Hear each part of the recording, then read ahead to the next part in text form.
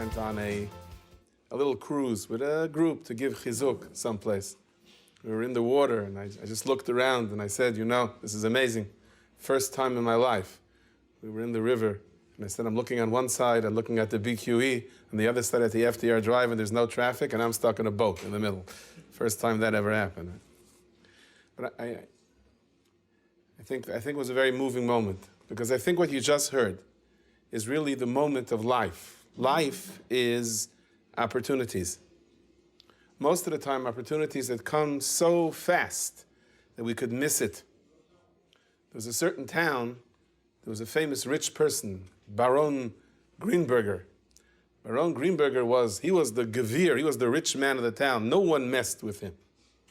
And one of the things that he bought for himself every single year was Petichat Ne'ilah, Psicha Ne'ilah, the way we call it. Before the Ne'ilah, Shmona Esrei on Yom Kippur, the climax of Yom Kippur, someone gets the honor of opening the Aron Kodesh and to stand over there in front of the open Aron Kodesh, and he kind of, in a sense, leads the last request. So, and it was a given every single year. It was almost a rubber stamp that Baron Greenberger, the rich man, he bought this great honor, Petichat Ne'ilah. And one day, there's a new rich guy on the block, Baron Polak. Baron Polak was not Shomer Shabbat, didn't know much, but he did like the kavod that you get in shul, and he came, and he did something unprecedented. He challenged Baron Greenberger. And when the Gabbai said, okay, 1,000 ruble for Petichat Ne'ilah, it was almost a rubber stamp. Baron Greenberger, Baron Polak picks up his hand, and he goes 2,000. He says 3,000. He says 4,000. I can't believe it. And Baron Greenberger the Baron was fighting for his life. You know, he would lose his stature now, and it went up to a whopping sum of 55,000 ruble, which the Gaboyim of the Beis Medrash were quite pleased with. They needed new towels, a lot of new things for a while. And Baron Polak got it. He unseated Baron Greenberger for this kavod. And it came before Ne'ilah, they turned to Baron Polak, they said, go ahead. He says, go ahead what? They said, do what you have to do. He says, I don't know what to do. He says, you bought Petichat Ne'ilah. He says, I don't know what that means. So they show him, you open up the door. He's trying to figure out why he spent 55,000 ruble on opening a door. So they went over to him and asked him, they said, why did you spend 55,000? Why did you buy something that you don't know what it is? He said, I know one thing. If Baron Greenberger was willing to go up to 54,000, he never made a bad deal in his life. I was willing to spend 55,000 for it, even though I don't know what it means. It says, I'll find out afterwards. I think when we think about education for our children, think about this for a moment. Why are you all here tonight in this wonderful lechtige, lit up, you feel the Kedusha, the Rav, the new community starting. It's so beautiful. Why are you all here tonight? Why you're here? I'll tell you why you're here. Rav Belsky, my Rosh Hashiva, used to say this all the time, and I'll repeat it. There was a magazine called Look Magazine. Anyone remember Look Magazine? You don't have to admit that you remember it, because it goes back. You remember it, huh? Okay. And Look Magazine once ran a cover story. And their cover story was The Vanishing Jew, and they had a bunch of predictions. And the predictions were very mathematical. The predictions were very accurate. And in its time, it said basically, given the assimilation rate and everything else that was taking place, and anti-Semitism, they predicted, Rahman al-Itzlan, that within 50 years, there will be no Jews left on the planet Earth. And they stood behind their story. And when people challenged them, they said, look, we're not anti-Semitic, we're just stating a fact. Look at the world, look at the assimilation, look at what's going on, look at what's going on in Europe. In 50 years, the Jewish people will be extinct. And 50 years later, they were right. There was extinction. But the only thing that was extinct was Look Magazine. Jews are still around. What happened? What changes in our life? Why are we still here? The total population of Jews in America, I may be off by my numbers, but more or less, just to get the idea, in the early 1900s was approximately there were 3 million Jews in America. Now, if you take into consideration that the entire population of America at that time was 150 million, okay? And now it's 300 million, 350 million, right? It may be more, depends when President Trump builds his fence, however you want to look at it. But it's more. And America always opened up its doors wide to take people in. But then there should have been then 6 million Jews, okay? Now let's go a little bit further. If you talk about the waves of immigration of Jews throughout the 1900s, when the Statue of Liberty still meant what she was saying she meant, before the doors of immigration were closed.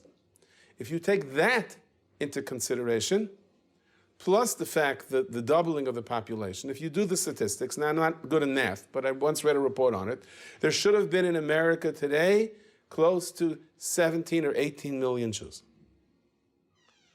We're at about 5 point something. What happened? Where are they? Yes, it's a ness, who we are, but where did they go? Now, out of the 5 point X amount of Jews that are 5 million are in America, how many are halachically Jewish? How many are just Jewish by heart? How many are Shomer Torah Mitzvot? How many would have the idea that at 12 o'clock at night on a Saturday night you're sitting in a shul? There are a lot of other places that serve better food out there, aren't there? So why are you here? Why are you here? It doesn't make sense. Mark Twain asked. It just doesn't make sense. He had a good kasha there. And the answer is, this is how my Rosh Hashiva said, and this applies to every single person sitting in this room, that somewhere along the line, 2 years ago, 100 years ago, 300 years ago, 3,000 years ago, there was a grandmother by lighting Hadlakat Nerot, Erev Shabbat, that shed a tear, my children should remain Jewish.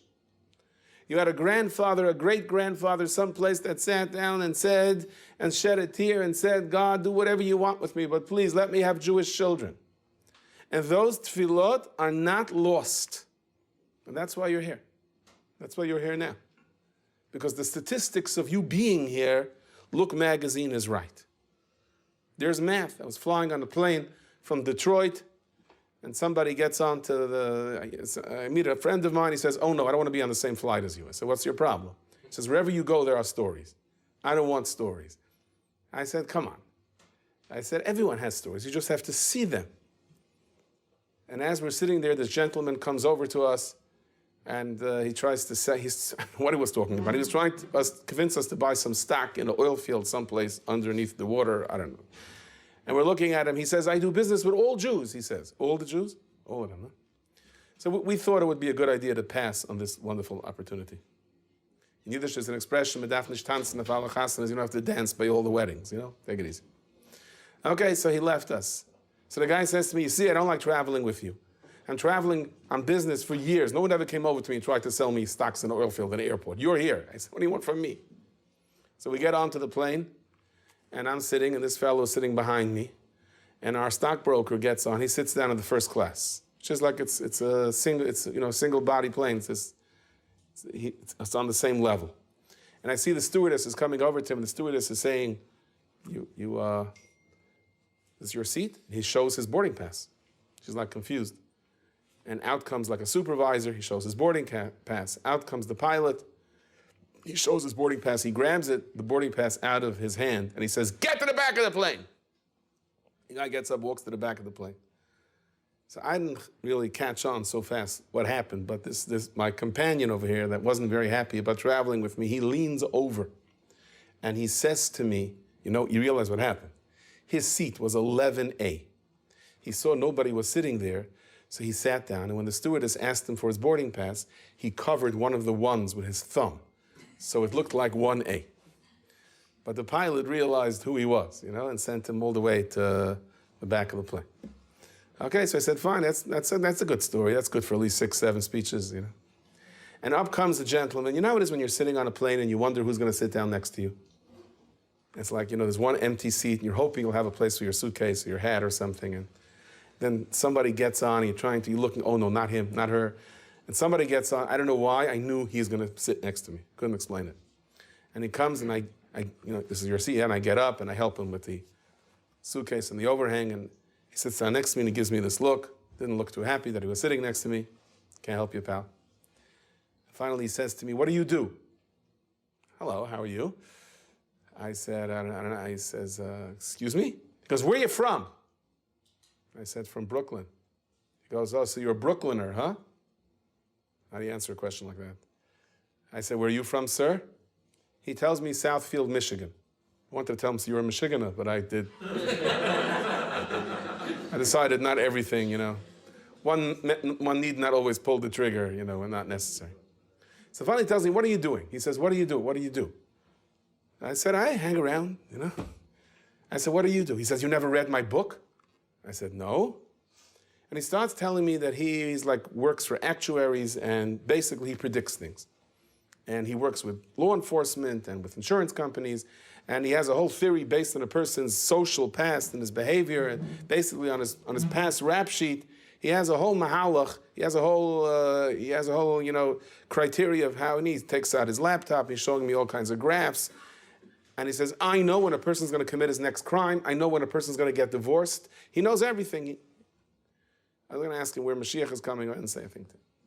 And I said to him, but people change, don't they? And he looks at me, very angry that somehow he considered this a challenge to him. And he said, this is science. It's perfect. I guess he meant to say as opposed to religion, which is not perfect. So I said, okay, we'll put the issue at rest. You know, you sit, I'll sit. Plane ride is only an hour and a half. And in the middle, the stewardess comes over and offers him a cup of Coke, and he fills it up. They have like those, you know, half cans of Coke, and they have like these plastic wide rim glasses. And he fills up the cup all the way to the top. He's making kiddush. And as he's holding it, the plane runs into a lot of turbulence, and it starts spritzing all over the place. And he goes, what should I do? I said, drink it. He said, I can't get it to my mouth.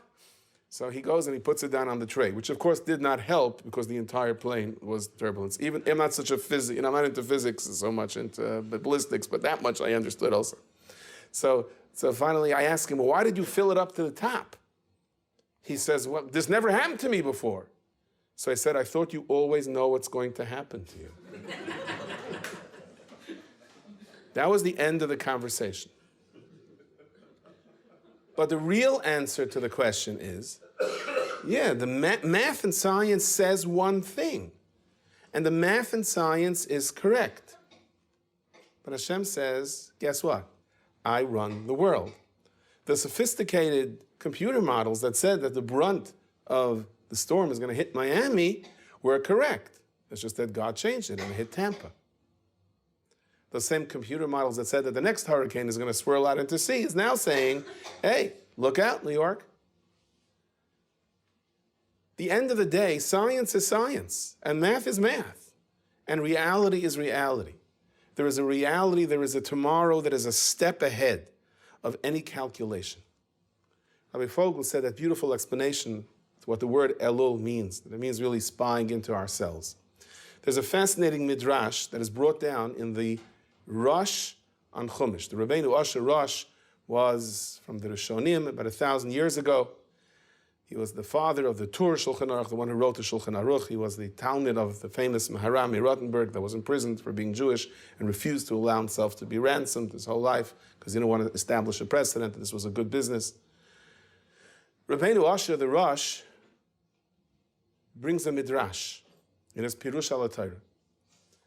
If you remember in Parshas Noach, right after the Mabul, the angels said, God, look what you did. Look at the generation of the flood. Look how terrible they are. Disgusting things that they're doing. The immorality, the taking advantage of one another. We told you not to make man. So Hashem said to the Malachim, to the angels, you guys think you're so great? You have no Yetzer Hara. He says, you send us down on this world. We'll deal with our Yetzer Hara. He said, I'm not so sure.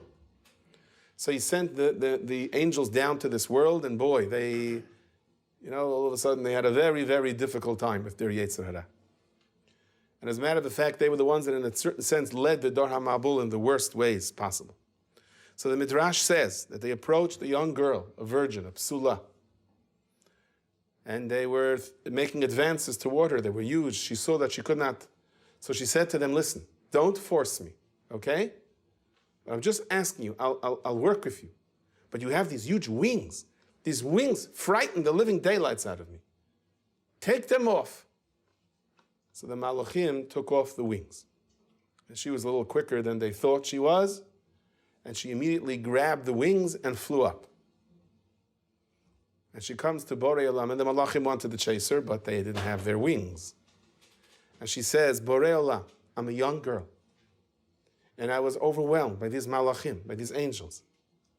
And you put me into a generation of Dor HaMabul. You put me in a degenerative generation. The nisyonot, the tavot, the temptations are so great. It is so hard to have emunah. Mathematically speaking, I don't have a chance to retain my innocence. God, I want to be good. I want to be a good girl. Help me. And God said, stay here. The feeling that you have, the recognition of how difficult it is to be pious and to be holy during a time like this is so well accepted. You will be the source of tshuva for all of Klal Yisrael. Each of the 12 months has what's called a mazel. Mazel, the constellation, the image of the stars change. The mazel of the month of Elul is psula, virgin. And she is the virgin, this girl. What does this mean? What's this all about? It is Agadat, Chazal. Of course, we don't understand it at face value. And I want to try to spend a couple of moments to see how we can apply this to what this means. I saw in a sefer, someone asks a rabbi a very interesting question, sefer Achaz Sha'alti. He says he's looking out his window and he notices that this thief in Yerushalayim comes, ski mask, takes out an electric saw, and he starts sawing off the bars of someone's window. He picks up the phone, he calls the mishtara, he calls the police. A few minutes later, he hears the sirens. The guy drops the saw, drops his crowbar, runs for his life. They chase him and they catch him. But they leave the saw there. He walks outside, he picks up the saw, and he questions whether there is a mitzvah of hashavat aveidav, returning the lost item to this thief. That perhaps he should come down to wherever he's central booking, or wherever there is in Yerushalayim, and say, oh, by the way, here, this is yours. So he asks his rabbi, should I return it to the thief? So the rabbi said, absolutely not, al pi halacha, because if he's going to use it to break into other houses, assuming he wiggles his way out of the arrest, then you're not supposed to lend someone the support to be able to commit more sin. Plus, he said that the fact is that he probably stole it from someone else, so try to find out who the real owner of this saw is. After a while, he writes back to the rabbi and says, the way I hear, this isn't a career criminal, but he was a person that really got caught in very, very tough times. And you know, his Yetzer Hara got the best of him. But his experiences with the law has really frightened the living daylights out of him, and as far as we know, he's a good man there. So he said, then go to him and ask him the question, where did you get this saw? And if he tells you that these saws are his, then return it to him. See, went over to him and the man started to cry. He says, yes, they're his. He never even did anything like that, and he returned it to him. So I think that here's the point. What is the most precious commodity in the world that we all need? Menuchat hanefesh, peace of mind. Without peace of mind, without tranquility, where are we? We're nothing, right? You know the story? That Chaim is pacing back and forth. His wife says to him, what's the matter? She goes, I owe my upstairs neighbor, Matl, I owe him $10,000. The loan is due tomorrow. I can't sleep. She goes, you can't sleep? She sticks her head out of the window. She goes, Matl, my husband will never pay you back, period. Now, let him pace back and forth the whole night and you go to sleep, he said. What is the most precious commodity we have? Peace of mind. Menuchat hanefesh. We need the security in our lives that allows us to function normally. And as much as we're so mathematically advanced and scientifically advanced, the chances are, and there are studies to support this, that your great-grandfather had a lot more tranquility and peace of mind than we have. Limud HaTorah, Kedushat HaTorah brings peace of mind. When we have a chance, we'll touch on it to understand why. So coming into Rosh Hashanah, we ask God for life. Ask God for life. Someone that goes to a doctor, and the doctor says, I don't think it's anything yet, but could be something developing. You'll have to come in every 3 months for a CAT scan. Let's say it goes for the next 10 years, and it never developed into a full-fledged problem. He's lucky, right? Yes. But where was his peace of mind? Where was his tranquility? We never had this before in life, what people are faced with today. Your great-grandfather, your great-grandmother was sick, she lived, she died. One of the two. Today, people living with complicated medical results and tests and the constant comeback to check again and again and again. We live with pressures that we never ever had before in our lives. Because we're so scientifically knowledgeable, we recognize potentials to our life. How does a person have peace of mind? Peace of mind today and tranquility is really what we need. It's the tools of life. Borei kol olam, I beg of you, I should have a Shabbat. I should be able to sit with my friends, sit with my family. I should be able to smile to my wife, to my husband. These are the tools of life. And what does God say to us? You don't have your tools right now? No, I don't have those tools. There's something that's keeping me up at night. So God says, I would love to return those tools to you. I would love to give you back the menuchat hanefesh, the peace of mind and the tranquility. But what are you going to do with it? And that's what the slichot are all about. That's what Rosh Hashanah is all about. That's what El. It's our way of proving to God, give me menuchat hanefesh, and I will use it to make the people around me happy. Give me menuchat hanefesh, and I will use it to say thank you to the tear of my grandmother all those years beforehand, wherever I was. You know, somebody once came to the great Hasidic rabbi, the Shineveh Rav, he was the son of the Divrei Chaim. And he pleaded with him, Rabbi, I want a child, I want a child. And the Rabbi put his head down, went to sleep. The Hasidim knew that meant the Rabbi, going for a tour in the heavenly spheres trying to find the child for him. But this man took that as an insult. I'm begging you for a child, you're going to sleep on me? He turns around and walks out. The next man steps up. He was an older gentleman, a grandfather, who came to ask the Rebbe some business advice.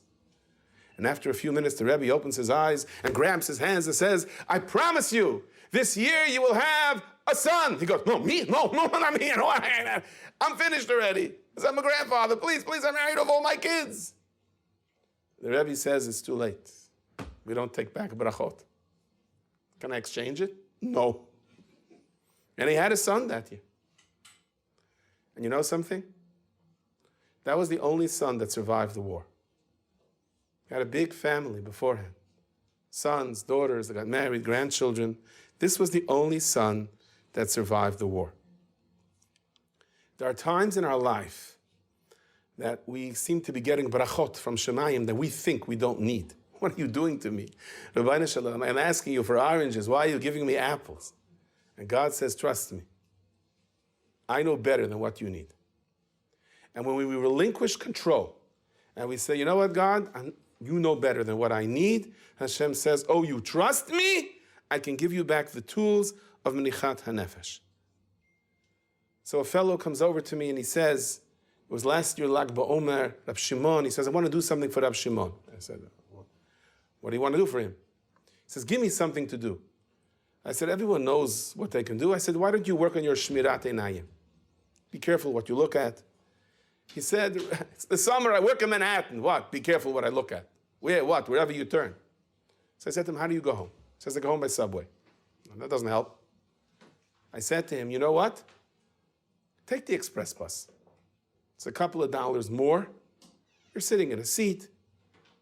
It's more, the chances of watching your eyes, looking into a book, you're not in a squashed downtown number 3 train, men, women pressed together. You want to do something? You're asking me, I don't know, I'm not the Navi, lo Navi, lo ben Navi anochi. You're asking me, that's what I would tell you.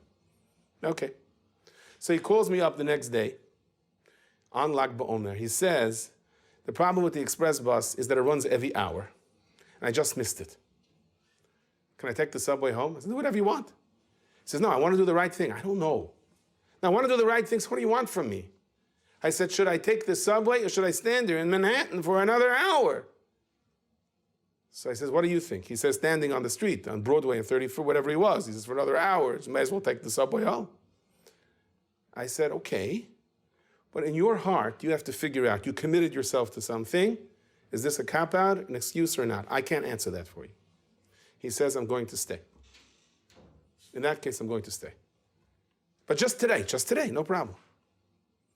He calls me 2 hours later. He says 59 minutes later, the express bus pulls up. He's about to get on. He sees a family from Jerusalem coming. They had walked all the way from the Port Authority. They didn't speak a word of English, crying their heads off. They were so lost. Their phone wasn't working. He ran over to them. He asked them what their problem was. They had somebody was supposed to pick them up from the Port Authority. The whole thing, he was able to direct them. He took them with him on the bus, wound up taking them home with him. He gave them supper and then drove them to where they were supposed to be. He said, I don't know what would have happened to them. Eventually, they would have met another Jew. I don't know what would have. They didn't speak a word of English. So he says, so what happened here? Let's try to sort this out. I said, let's sort it out. You wanted to do something for Rab Shimon. There is nothing greater than achnasat orchim. There is no greater schut. Yeah, but I was doing shmirat einayim. We try to do what we think is right. What God leads it to, that leave up to Him. Leave it up to Him. Many years ago, I visited a girl who just had a stroke, Rahman al-San, a young girl. And as an after effect of this stroke, the muscles that keep her eyelids open didn't work. Most of the time, with the exception of during speeches, our eyelids naturally stay open. During a speech, it's very, very hard. I know. But most of the time, it's our eye. You don't have to fight to keep your eyes open. You know, if you want to keep your hand up for a while, after it begins to hurt, your eyelids naturally stay open. Like there a spring in there? There's muscles that naturally stay open. You would have to fight to close your eyes unless you're tired and sleeping. You take those little muscles for granted. This girl, Nebuch, had a stroke, and it affected that part of the brain that sends the messages to those muscles. As a result, she could not lift her eyelids. There's nothing wrong with her eyes. The only way that she could see was to paste her eyelids open, a little tape, and keep her eyelids open. Younger. And after I went to visit her, she said to me, do something for me. So I had an idea. I came into yeshiva, and I said, you know what? This girl can't open her eyes. Some of us have a problem. We don't close our eyes when we're supposed to. Let's all make up Shmirat Einayim. It should be a schut for this girl. And I said it. And I said it to a group of people. And I said it in a couple of places. And I wondered.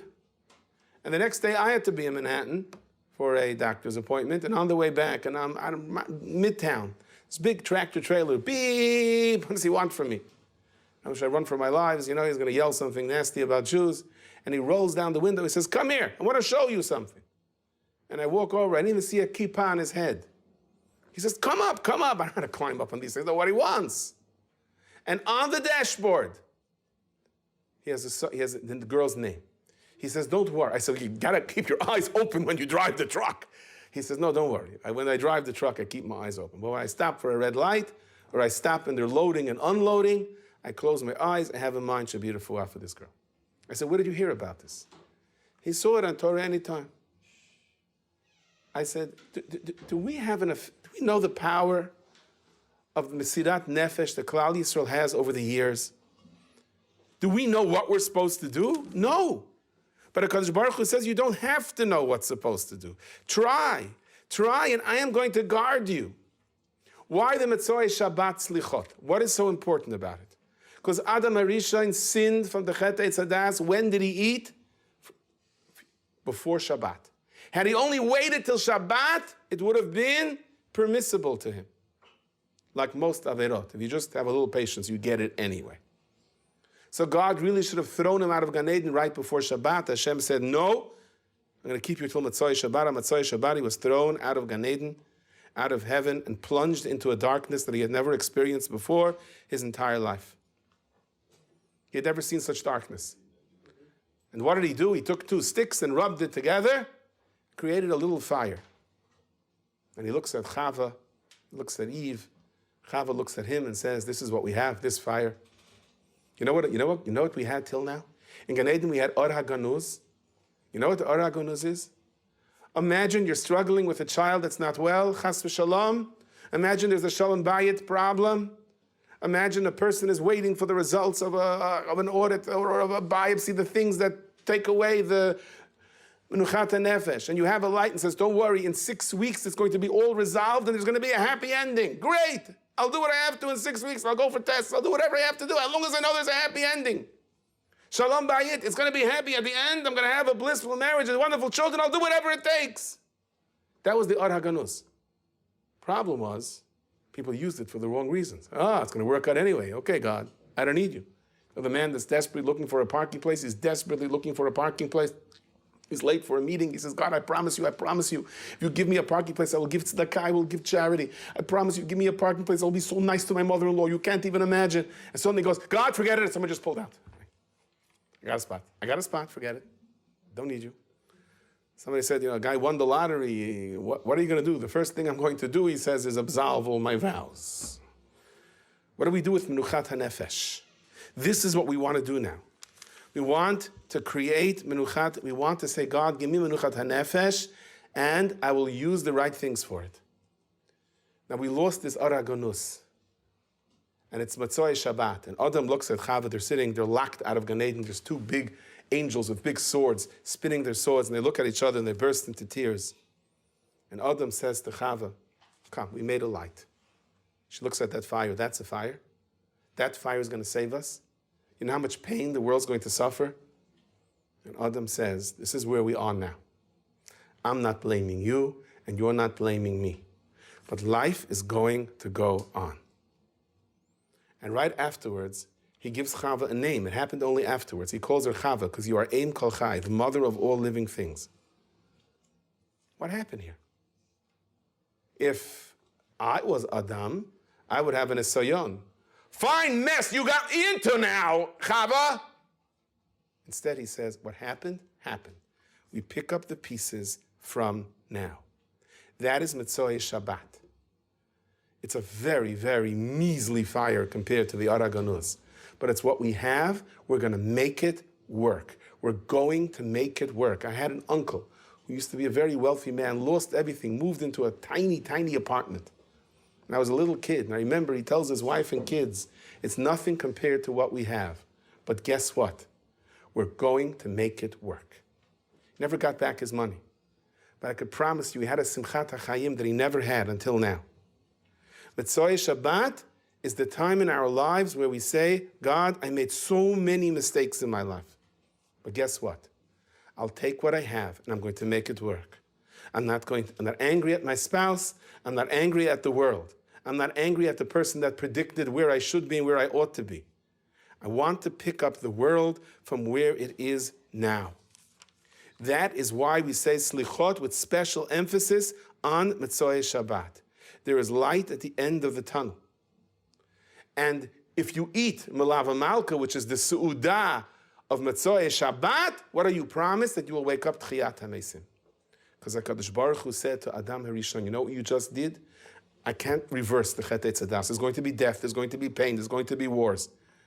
But you know what you just did? You promised that at the end of the day there will be Tchiyat HaMesim. Life is going to come back. Relax. Take it easy. A man told me that he was in Kovna during the war. And he was desperate to get a visa.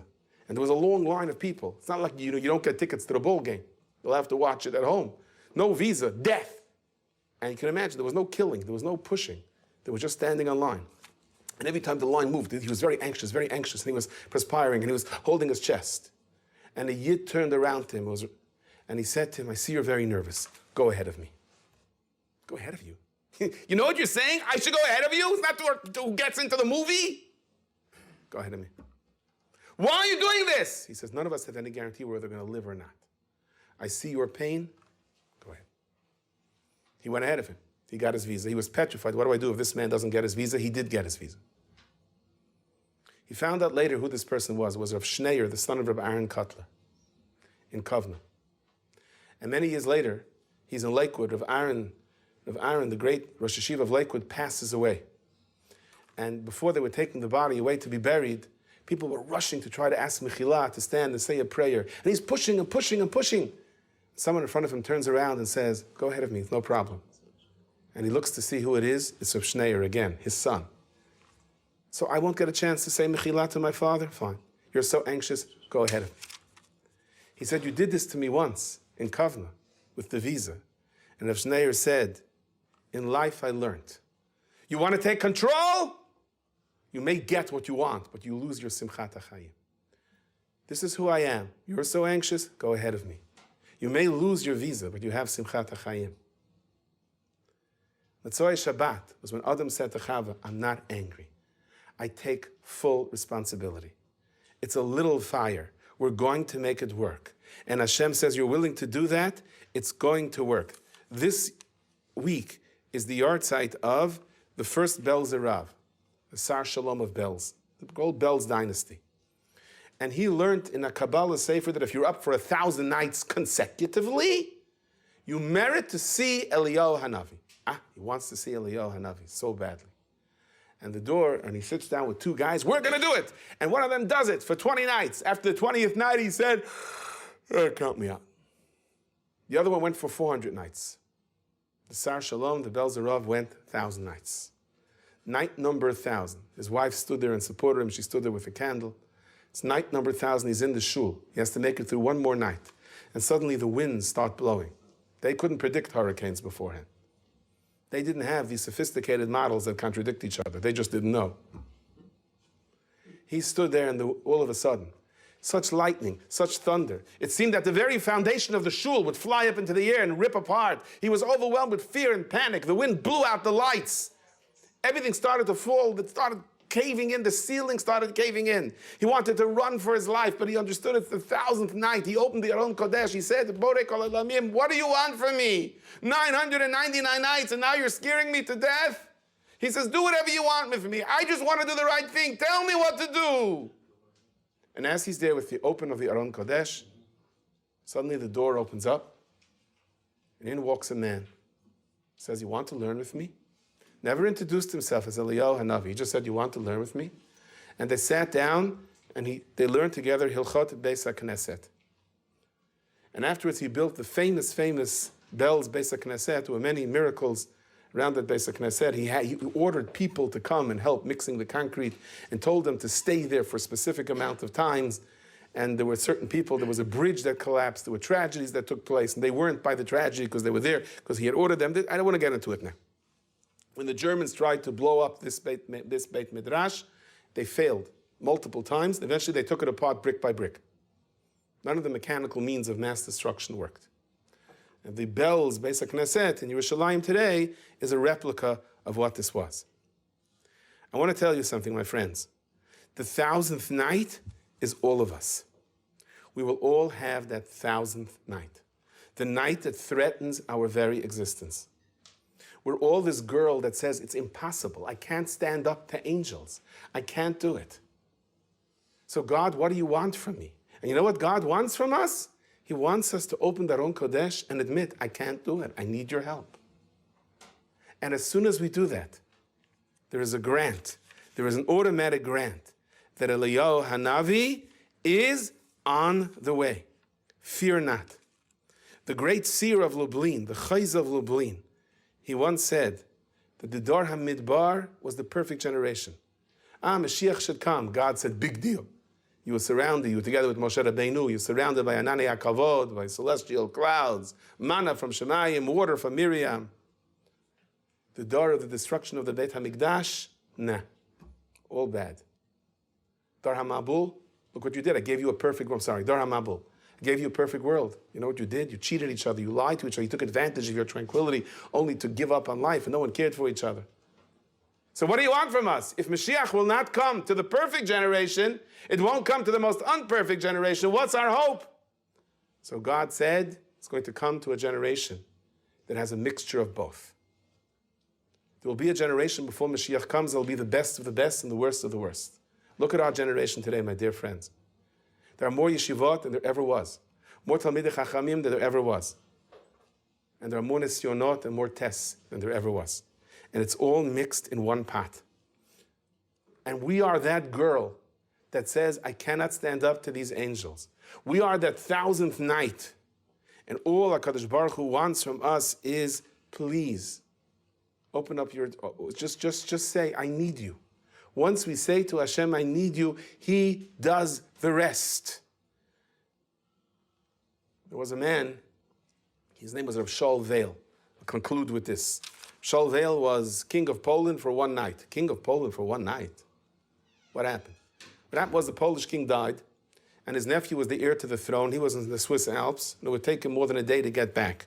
And according to Polish law, you could not have a king.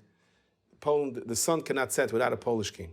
He was an advisor to the king. He was Jewish, dressed in very Jewish garb. So all the knights said, I'll be king for one night, I'll be king for one night. Over my dead body you are. They all pulled their swords. So someone said, let the Jew be king overnight. He won't last more than one night anyway. It was inconceivable there should be a Jewish king over Poland. And this way will satisfy the Polish constitution. So he took the job of being king one night. They said to him, why are you doing this? He said, trust me. As soon as he became king, he started freeing Jews that were imprisoned because of prison taxes, started changing the laws that allowed for local landowners to beat the peasants. He was up the entire night. But there was nothing they could do. He was king for the night. The next day, the new king showed up. He gave him over his crown and said, one night's enough for me. And he said to him, Shaul, do me a favor, stay here. Stay here. I'm a young king. I don't know what to do. I need advice. So he stayed there. And he said, what's the first thing I should do? I have no sons. He said, you need an heir to the throne. Make sure your daughter, the princess, marries a son-in-law that is worthy of being king. She said, but what's your problem? I need a good son. Who should I take that should be worthy to be king? He says, okay, we'll look around. And suddenly the new king says, Shaul, I have an idea. Your son Meir. My son Meir. Wrong religion? Well, we'll take care of that. Come on, a little water on his head is not going to kill him. He'll be the prince, heir to the throne. Shaul saw he was in trouble. And when he said, nah, not a good shidduch. You know, it's good. Maybe call me next week. You know, he's still learning. And the king said, no. I want your son-in-law. I want your son for my son-in-law. As Shaul raced home, he panicked. He knew there's only one thing he can do. According to Polish law, once you were married, you weren't allowed to marry the princess. He had to get her married. He called up the Shachter and he says he needs a shidduch in 59 minutes or less. There was one eligible girl in town who happened to be dying. They ran to her, her family is standing around crying. As Shaul reaches over and says to her, you're leaving this world, can you do one more mitzvah? Can you marry my son? And he tells her why. She agrees. He puts the ring on her finger, and suddenly the Chevra Kadisha is there. They don't think she has much. Her breathing becomes very labored. They go running out, and he says to the king, oh, if I would have known. Too bad. He just got married. Here's the ketubah. Okay, it was too late. King didn't like it. Okay, fast forward a couple of years later. Rav Shaul is a great rich man. He has hours that he sees poor people. Suddenly there's a knock on the door. Knock, knock, knock. Opens up the door. Yeah, there's a woman over here. How can I help you? It's not the hours today. You can come. I must talk to you. I mean, you can't. It's not the hours. Please, what do you want? I'm your daughter-in-law. Oh, come on. I heard of all kinds of excuses people have to get in over here. But I don't have a daughter-in-law. She says, yes, you do. This is a foolish argument. I don't have a daughter-in-law. She shows him the ring. But I thought, now there's no diplomatic way of saying, but you're supposed to be dead. What are you doing here? There's no real nice way of saying that. She says, right, when you came to me, I said, you're crazy. I'm dying and you want me to get married? And I said, what's this world anyway? But if I have the opportunity to do this mitzvah the last second. So I did it, and right afterwards, I started feeling better. There's a long road to recovery, but I'm up and kicking, and I want my husband. He says, you got to understand, the whole thing was just, it was just a ruse. It wasn't real. What do you mean? There was 2 witnesses. You gave me a ring. There's ketubah. What do you mean? I want my husband. And she starts screaming at the top of her lungs. And her son walks in. He goes, who's that crazy lady screaming over there? Your wife. She says, I insist to talk to him. So he explains to her, you know, the whole thing was just, what do you mean the whole thing? God put this together, that you should marry me. Yeah, but that was only because. There's always an only because. Some people want to marry because they think the girl is pretty, or they marry because they think the girl has money. So God, you married me because you had to get away from the princess. What's the difference? God put it together. You don't believe it? So he calls her in. He says, listen. He says, she was 10 years older than him. He says to her, I realize you went through an experience. I'm willing to give you take a divorce. I'm willing to give you a lot of money. She says, I'm not taking a divorce. And she says, if you don't believe that God put together this shidduch, then you should have married the princess anyway. If you don't believe in God anyway. She goes, hey, you know, you're talking to me like you're my wife. Berecheretz. She said, my uncle, she was an orphan girl. Her uncle was the great Ramah, Ramosha Isserlis. great rabbi of Krakow, Mechaber of Shulchan Aruch, of the Rashi letters that come along Bet Yosef. And they went to him, and he said, she's right. She has a right to demand what she wants. God put it together. And Rav Shaul bursts into tears. He says, he's my only son. I have no children. She's 10 years. Some say she was 15 years older than him. Ramah said, you want to make sure she has children? She's going to have, I'll give you a bracha, she's going to have children. He told them to change their last name to Tu'umim, which means twins. And he said, Ko sevarchu es b'nei Yisrael. Ko is 25. There's two versions to the story. There's one version that was either her, some say it was the next generation, but either her or her daughter had 12 sets of twins. Okay? Talk about buying Pampers wholesale. 12 sets of twins and one boy. That was Ko sevarchu es b'nei Yisrael. And if you will do a history, they call it the Tu'umim family, Tu'umim. If you'll do a history, especially amongst Ashkenazic Jews, most people around are somewhere have yichus, are children of these Tu'umim family. Whenever I speak in Ashkenazic circles, I always say, does anyone know that they're a member of the family? Usually somebody comes forth, yes, my grandmother, my father, my mother. And once I was duped, nobody came forth, and someone came to me and said, you know, your father-in-law, his mother's mother was also a grandchild of one of these kids. I said, okay, now I can say wherever I speak, at least I know there's someone there. How does this happen? The greatest brachot in life come from impossible situations. It doesn't come from when everything mathematically is working out our way. It comes from when this little girl is surrounded by angels and she says, God, what can I do? Help me. I acknowledge my problems. It comes from the 1000th night when the storm threatens our very existence and we don't give up. And we say, Borei kol olamim, what happened, happened. Teach me how to pick up the pieces and go on. When we do that, then Eliyahu Navi is here. When we do that, there is a continuity to Klal Yisrael, to our own essence, to our lives, that could have never existed if not for that. Thank you very much. Shua Tov.